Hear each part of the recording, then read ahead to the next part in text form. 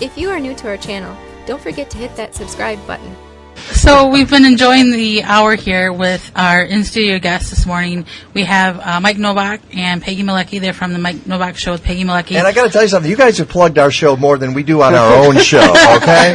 We should have brought the dingers. I know. I should have had them right here. I was thinking about that, actually. I could run to the car and get them right now. So that's on Sunday morning from 9 to 11 on Chicago Smart Talk, WGCO 1580.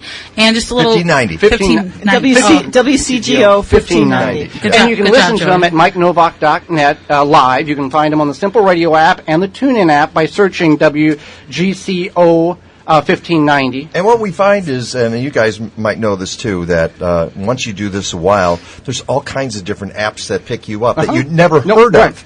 And Peggy will be doing that sometimes. She'll say, "Did you know we're on this app here?" I said, "No, I have no idea." And you just, there you are. And sometimes we'll find our podcast put on somebody's blog. They'll just take the stream, so you never know where it's going to end up. Free, it works for me. I'll tell you. Well, and if you go to MikeNovak.net, there's more than 300 podcasts up there. Yeah, we got like 300 podcasts on iTunes and everywhere else. And just a little background. Peggy, you are the publisher of Natural Awakening in Chicago. In Chicago for 8 years now. Yes. Tell a little bit about. There's different hubs or different groups throughout the country that does that. There's type different of publishers. Okay. So there is a Natural Awakenings Milwaukee. Gabby Butchnick is the publisher up here. She's been publishing for about 7.5 years, and you can find her at Outpost and a lot of other places. We're a free monthly publication dedicated to sustainable, green living, healthy living, how the choices you make for your lifestyle and what you choose to eat not only affect your own health, the health of the planet. And we've wrote for that publication several times. We're kind of the backup if needed. We've done it for several years now. And again, you can you get it online if people you can get it online? You can get the Chicago one at nachicago.com. naturalmilwaukee.com. Plug Gabby as well. Facebook. Yeah, we need a ding. We need the ding. You can pick up copies any place you would pick up free magazines, especially in workout places, health food stores. Like I said, up here, the Outpost, Whole Foods. How many different publishers There's are about there? 75 across throughout the country. It's 2019 will be the 25th anniversary of Natural Awakenings nationally. Okay. And Mike, you've been doing radio for 21 years now. Gardening. Unfortunately, it just seems like it goes on forever and ever and never ends. I don't know what the problem is. And see, your show is a different format than ours, and ours is different than what you would consider a traditional formatting of a Garden Talk radio.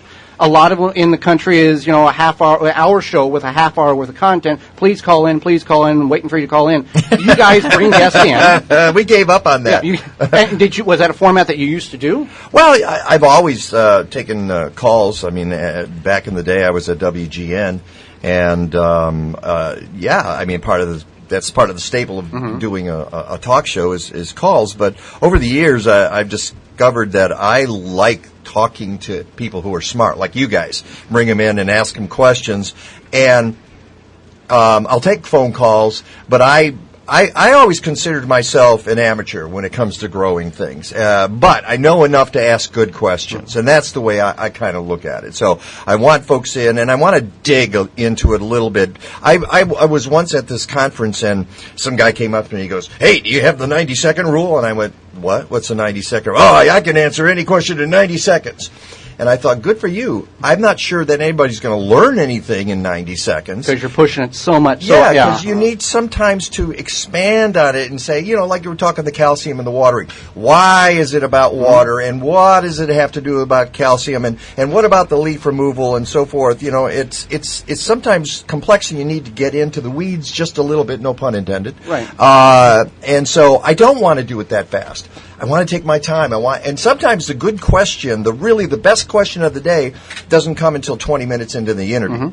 That's the way I look at it. And I could be totally wrong about that, but that's the way I view it. Or it's on the commercial break, and then we have the conversation and later. Then we come back, And people want, okay, why do I do this? Well, X, Y, Z. Well, why do I do X, Y, Z? People want to understand the science behind. Well, okay, you tell me I have to do it this way, but why do I have to do it this way? You guys are really good about.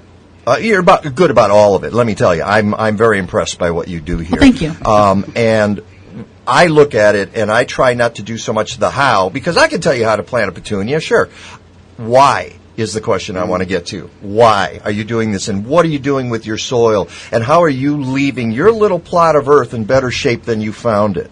What are you doing? Are you paying attention to the soil food web? And a lot of people go, what? What's the soil food web? Well, I will explain for 10 minutes what the soil food web is. It's all the microbes and the macrobes in your soil, and are they working in concert? Are they working together? Have you messed them up by putting too many chemicals or too much water or not enough of something? How are you treating? And it's all about the soil, as you know. 95% of any plant problem starts below the soil line. And that's the thing with big ag. You spray chemicals, you apply the application, you feed the plant. Soil's dead. The soil is just a medium in which it grows in. Yeah, and let me tell you one more thing, and I'm sorry if I'm... No, go ahead. Okay. This is your time. I'm involved with the Illinois Landscape Contractors Association on a committee that's putting together a conference, and we did last year, and it's based out of a group that I started in 2002 called the Midwest Ecological Landscape Association. And it had to do with landscapers and how do we treat our planet better, and how do landscapers stop doing the same old... You guys talk vegetables here, but on my show, we'll talk arborvitae, we'll talk hydrangeas, we'll talk about trees and shrubs and all kinds of different stuff.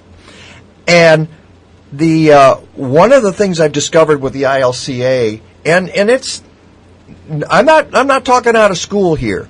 There's a lot of contractors who come in and they do not pay attention to the soil at all. They're not interested in the soil. They're only interested, I got my tree, my shrub, I'm going to slam this in the ground, I might mulch it, and then I'm walking away, and no soil test, no idea of how the thing is going to grow afterward.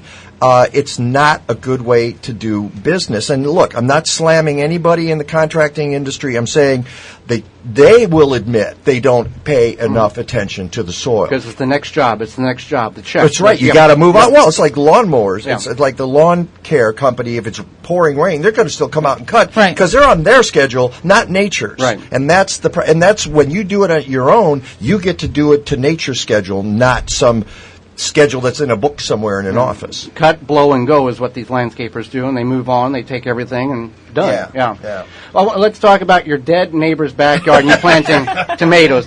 Does she know that you're planting tomatoes in her backyard? Not now. And why? Why do we plant in the backyard? All right. Here's the deal. I live in a tiny little tiny plot of land smack in the middle of Chicago in Logan Square. All right. And when I moved into the house, I was so excited. I had my own yard, and immediately I planted a lot of trees. Well, if you're a vegetable gardener, you know what happens if you plant a lot of trees. You get a lot of shade. You get a lot of shade, which I love. And it's beautiful. It's a haven. The problem is there's too much shade to grow vegetables. Well, then my neighbor next door has no trees.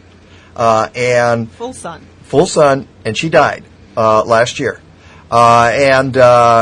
And her niece took over it, and we said, is it okay if we plant some vegetables here? Mm-hmm. And she said, okay. So we kind of took over. I mended the soil, and I continued to amend the soil, and I put tomatoes in there, and potatoes, and beans, and... Do you share with her, at least? Or does she not? Is she not interested? She grows her own vegetables in her own place. Okay. So, she's just taking care of her. But we do share with the neighbor 2 doors down, because we exchange tomatoes.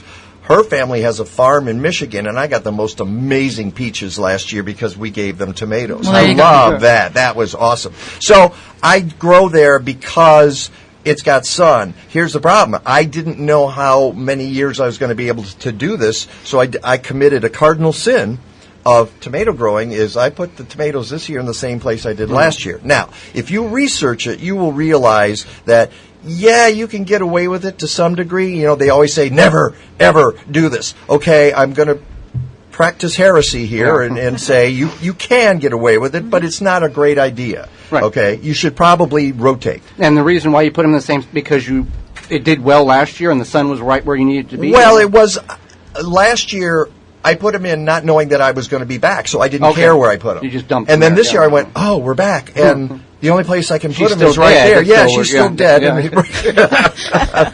And this is where I have the sun, and this is where I need to put them. So I thought, so what I need to start doing is, if we're going to continue to do this in the future, all right, this year I put tomatoes here. This is where I put the kale here and then swap around, And we've done it 2 years in a row and not had too much difficulty. 3 Right. years we moved after the third year. Yeah, I'm not going to do it. I don't think it's a good idea to do it 3 years in a row. I figured it I is could real get tricky when it's only a very small amount of absolutely. space. Absolutely. And that's the deal. It's just even next door having the extra yard is still a limited amount of space. 16 square feet. It's hard to move things around to get anything out of it. Right. You definitely have to work with what you have. That's for sure. Exactly.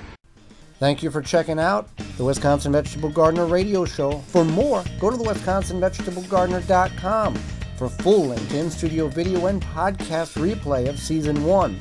Season 2 underway and added weekly. Tweet us at TWVG Show or hashtag TWVG to be part of the program.